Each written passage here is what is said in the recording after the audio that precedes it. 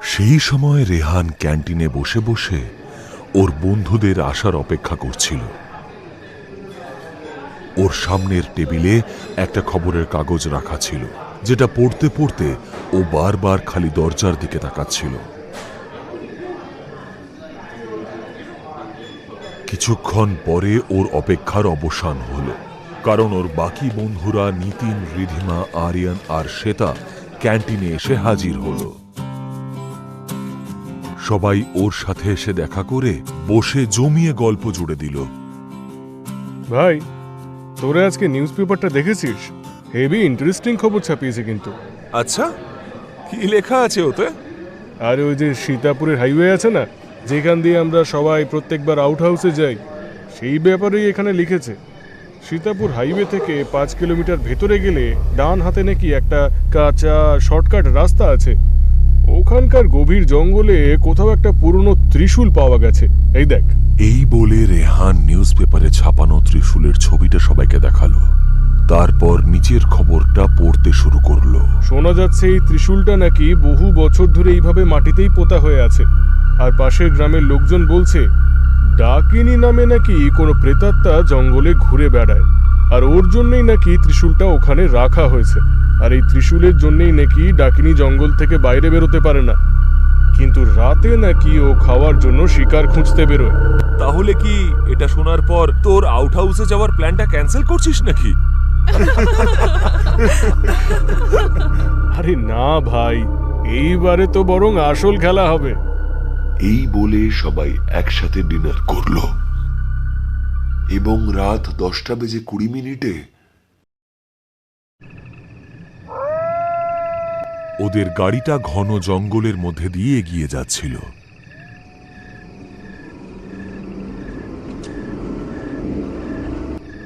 Nitin drive করছিল আর ওর পাশের সিটে রেহান বসেছিল। আরিয়ান, শ্বেতা আর রিধিমা পেছনের সিটে ছিল।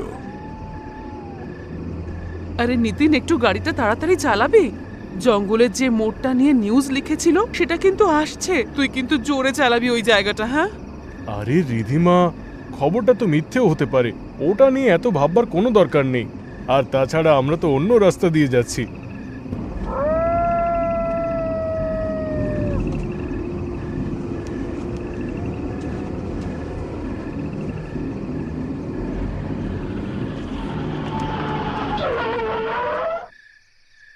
কিছুক্ষণ পরে ওরা দেখল রাস্তার সামনে একটা বড় গাছ পড়ে আছে।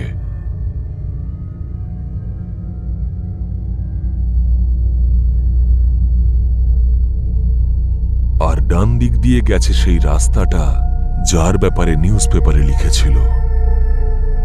আরে কি রে ভাই, গাছটা তো বিশাল বড়, আমরা তো এটাকে সরাতেও পারবো না। চল ফিরে যাই, চল না। কেন?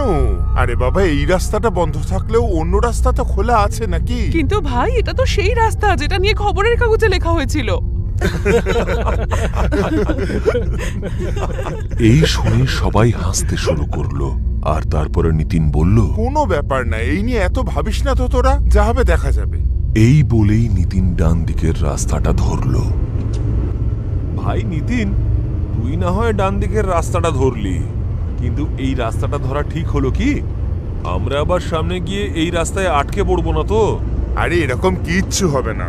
দেখ ভাই, আমার ক্যালকুলেশন বলছে এই রাস্তাটা সোজা গিয়ে হাইওয়েতেই উঠবে। তারপর তো মাত্র 1 ঘন্টার মধ্যেই আমরা আউট হাউসে পৌঁছে যাব। হ্যাঁ, মাঝে যদি রাস্তায় ডাকিনীর সঙ্গে দেখা হয় তাহলে অবশ্য লেট হতে পারে। শুনে সবাই হাসতে শুরু করলো। নিতিন গাড়ির স্পিডটা ক্রমশ বাড়িয়েই যাচ্ছিল, আর 45 মিনিটের মধ্যেই ওরা গভীর জঙ্গলে ঢুকে পড়ল। তখন হঠাৎ করেই কোত্থেকে একজন লাল শাড়ি পরা মহিলা আকাশ থেকে বনেটের ওপর লাফ মারল, যার ভয়ঙ্কর চেহারা দেখে সবাই ভীষণ ভয় পেয়ে গেল।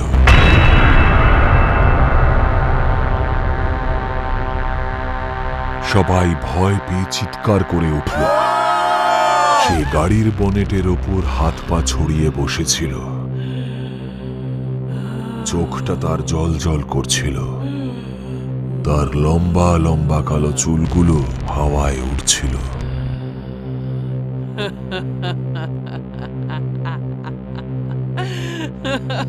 ও ভয়ঙ্করভাবে হাসতে শুরু করলো আর গাড়ির কাঁচ ভেঙে হাত ঢুকিয়ে নিতিনের গলাটা চেপে ধরল।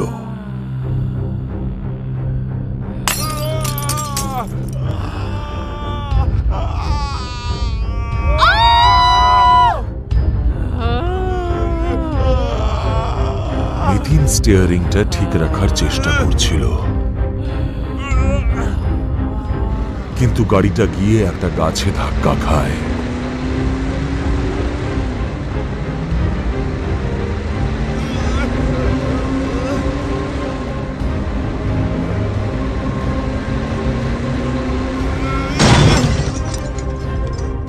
আর ধাক্কা খাওয়া মাত্রই ওই ডাকিনীটা গাড়ি থেকে পড়ে যায়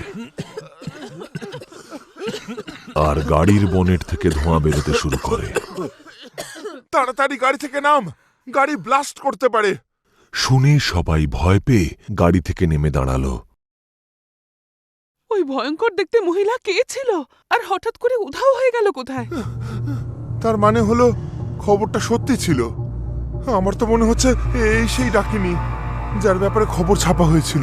আমাদের প্রথম থেকে এই রাস্তাটা ধরাই উচিত হয়নি। আমরা আটকে গেলাম তো, তার উপরে গাড়িটাও খারাপ হয়ে গেছে। আমরা এখান থেকে বেরোবো কি করে? সাহস হারাস না শ্বেতা, আমরা ঠিক এখান থেকে বেরোতে পারবো, কিন্তু আমাদের সবাইকে একসাথে থাকতে হবে।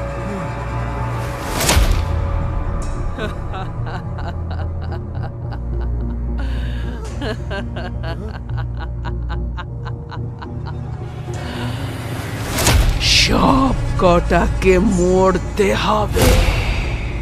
আওয়াজটা শুনে সবাই ভয় পেয়ে গেল। ওদের কাছে হেঁটে যাওয়া ছাড়া আর কোনো অপশন ছিল না। মনের মধ্যে ভয় আর চোখে আতঙ্ক নিয়ে তারা এগিয়ে চলল।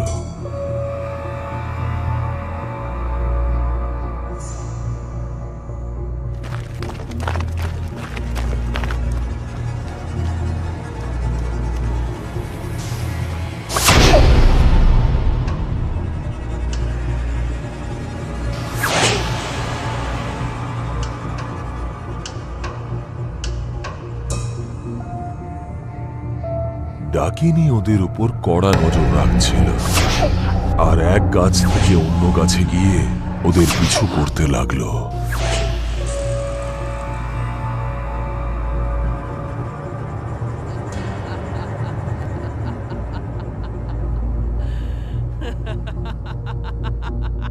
ওরা কখনো হাসির আওয়াজ শুনতে পাচ্ছিল, আবার কখনো চিৎকারের আওয়াজ, যা শুনে তারা আরো ভয় পেয়ে যাচ্ছিল। কিন্তু কোনোভাবেই ওরা ওদের হাঁটা থামালো না। ডাকিনী ওদের থেকে কিছুটা এগিয়ে গেল। এবার একটা গাছে পা ঝুলিয়ে সে তাদের জন্য অপেক্ষা করতে লাগলো। আর ওই গাছটার নিচে আসা মাত্রই ডাকিনী চিৎকার করতে করতে নিতিনের ওপর লাফালো।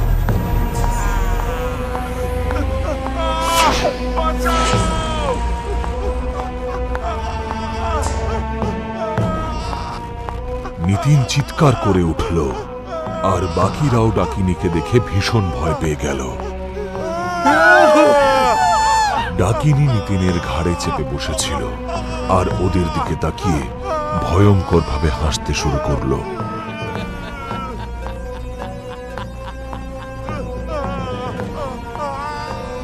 নিতিন নিজেকে ছাড়ানোর জন্য খুব চেষ্টা করছিল, কিন্তু ডাকিনী এতটাই চেপে ধরেছিল যে নিতিন কিছুতেই পারছিল না। নিতিন! এই বলেই নিতিনকে বাঁচানোর জন্য যখন রেহান এগোলো,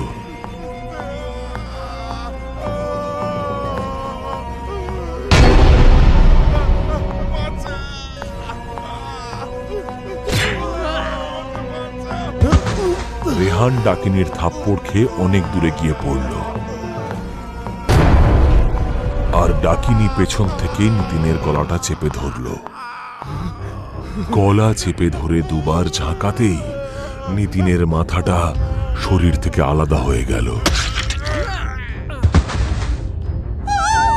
এই দৃশ্য দেখে সবাই ভয়ে চিৎকার করে উঠল। আর ডাকিনী ওদেরকে দেখে আবার হাসতে শুরু করলো।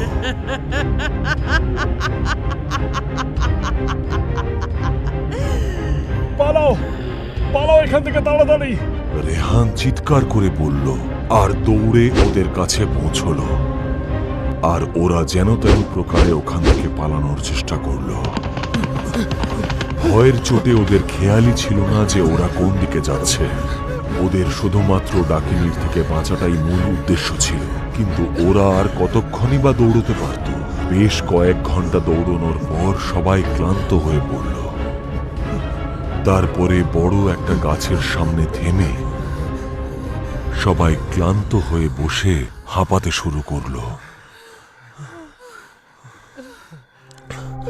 আমি বিশ্বাসই করতে পারছি না যে বিনীত আমাদের মধ্যে আর নেই। কি ভয়ঙ্কর ডাকিনিও! কিরকম নৃশংসভাবে নিতিনকে মারলো! এটা আমাদেরই ভুল। আমাদের এই দিক দিয়ে আসা উচিত হয়নি। যে গাছের সামনে বসে ওরা সবাই মিলে হাঁপাচ্ছিল, সেই গাছ থেকেই খুব আস্তে আস্তে ডাকিনী একটা টিকটিকির মতন বেয়ে বেয়ে নামতে শুরু করলো। সবাই তাকে দেখে চিৎকার করে উঠল, কিন্তু শ্বেতা তাকে দেখতে পায়নি, কারণ শ্বেতা পেছন ঘুরে দাঁড়িয়েছিল। শ্বেতা, তোমার পেছনে ডাকিনি, সরে যাও ওখান থেকে! শোনা মাত্রই শ্বেতা গাছের দিকে যেই তাকালো, ডাকিনী ওর ওপর লাফ মারল। শ্বেতার চোখ ডাকিনীর চোখে পড়া মাত্রই সে ভয় চিৎকার করে উঠল। ওর চিৎকার শুনে বাকিরাও ওকে সাহায্য করতেই যাবে, তখনই ডাকিনী শ্বেতার মুখের ভেতর হাত ঢুকিয়ে এক টানে জিভটা ছিঁড়ে নিল।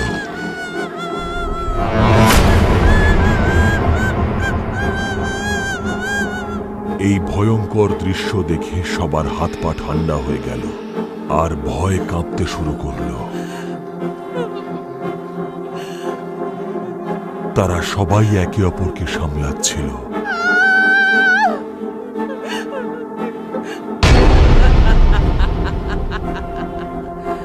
সব কটাকে মারবো।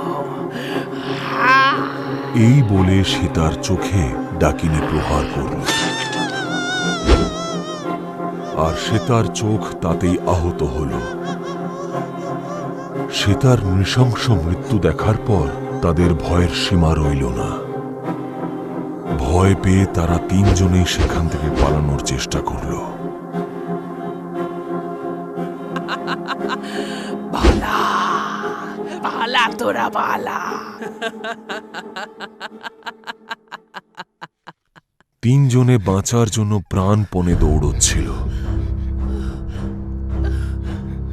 কিন্তু তাদের কানে ডাকিনীর হাসির আওয়াজ এলেই ভয়েতে তাদের হার্টবিট বেড়ে যাচ্ছিল। কিন্তু থামার ওদের কাছে কোনো অপশন ছিল না।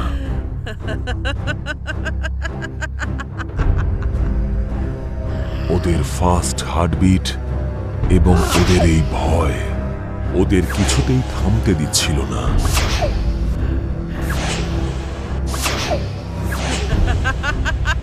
অনেকক্ষণ দৌড়ানোর পর সামনে একটা চকচকে জিনিস দেখতে পায় এবং ওরা আরো জোরে দৌড়তে শুরু করে। কিছুটা এগোতেই ওরা বুঝতে পারল যে এটা সেই ত্রিশূল যার খবর নিউজ পেপারে ছেপেছিল। ছুটতে ছুটতে তারা প্রচন্ড হাঁপিয়ে পড়েছিল, আর ত্রিশূলটা দেখা মাত্রই ওরা বুঝতে পারল যে এটাই তাদের রক্ষা করতে পারবে। ডাকিনী রেহান আর আরিয়ানের ওপর আক্রমণ করল।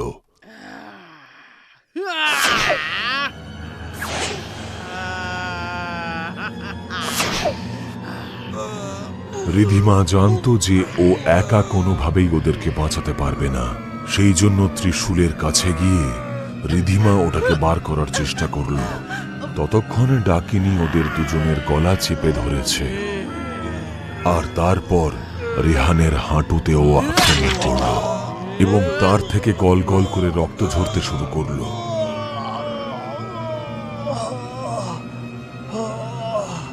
ও রেহানকে আহত করে জোরে একটা ধাক্কা মারল। তারপর আরিয়ানের পেটের মধ্যে ধারালো নখ দিয়ে আঘাত করল।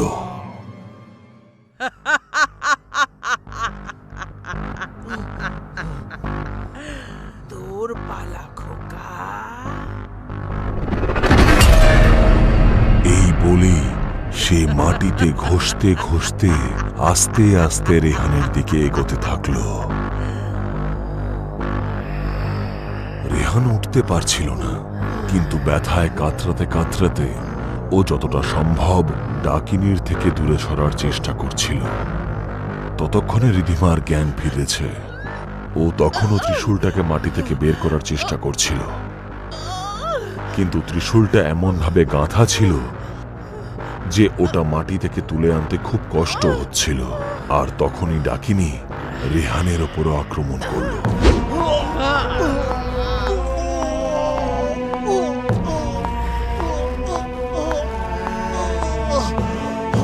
ও রেহানের গলাটা চেপে ধরল আর ওর লম্বা জিভটাকে ওর মুখের সামনে নাড়াতে লাগলো।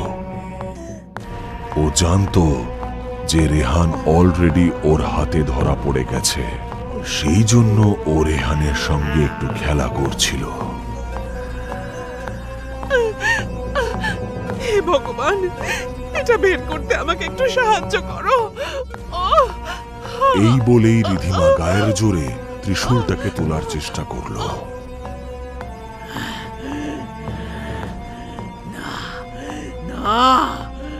আর সঙ্গে সঙ্গে চিৎকার করে ডাকিনী রিধিমার দিকে তাকালো আর রেহানকে ছেড়ে দিয়ে উঠে দাঁড়ালো। ছেড়ে দে বলছি, ওটা সরে যা। এই বলেই ডাকিনী রিধিমার দিকে ছুটে গেল। আর রিধিমা ভীষণ ভয় পেয়ে গেল, কিন্তু ও কোনোভাবেই ত্রিশূলটাকে ছাড়ল না, কারণ ও জানতো ওকে যদি প্রাণে বাঁচতে হয় তাহলে এই ত্রিশূলটাকে ওকে তুলতেই হবে। কয়েক সেকেন্ডের মধ্যেই ত্রিশূলটা উঠে এলো, কিন্তু ত্রিশূলের ঝটকায় রিধিমা মাটিতে পড়ে গেল। ও ওর হাতের মুঠোয় ত্রিশূলটা চেপে ধরেছিল। ডাকিনী সেই দূর থেকেই রিধিমার উপর ঝাঁপ মারার চেষ্টা করলো, আক্রমণ করার চেষ্টা করলো, কিন্তু রিধিমা সাহস নিয়ে চিৎকার করে ত্রিশূলটা ডাকিনীর দিকে তাক করল।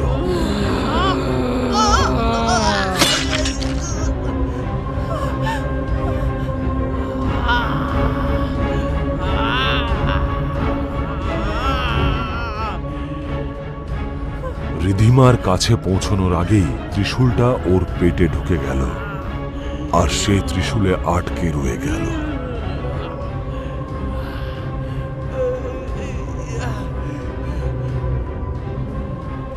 ডাকিনী যন্ত্রণায় চিৎকার করে উঠল। আর তখনই রিধিমা ত্রিশূলটা ছেড়ে দিল। নিজেকে একটু সামলে ও উঠে দাঁড়ালো আর ত্রিশূলটাকে বের করার চেষ্টা করতে লাগলো, কিন্তু ত্রিশূলটাকে ছোঁয়া মাত্রই ডাকিনী আগুনে পড়তে শুরু করলো। আর কষ্ট পেতে পেতে মরা ছাড়া ওর আর কোনো গতি ছিল না। রিধিমা দৌড়ে রেহানের কাছে গেল আর ওকে তোলার চেষ্টা করল।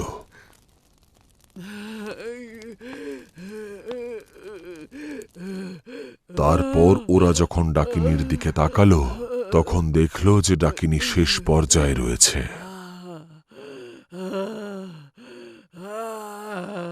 তার শরীরটা ধীরে ধীরে কালো হয়ে যেতে শুরু করলো এবং কয়েক মুহূর্তেই মারা গেল।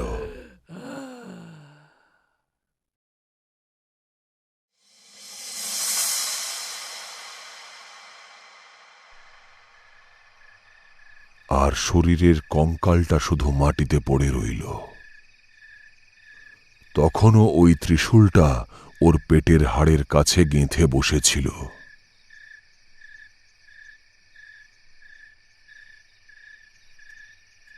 এবার থেকে ত্রিশূলটা এইভাবেই এখানে গাঁথা থাকবে, আর এই জঙ্গলটা ডাকিনীর অভিশাপ থেকে সম্পূর্ণভাবে মুক্ত হয়ে গেল।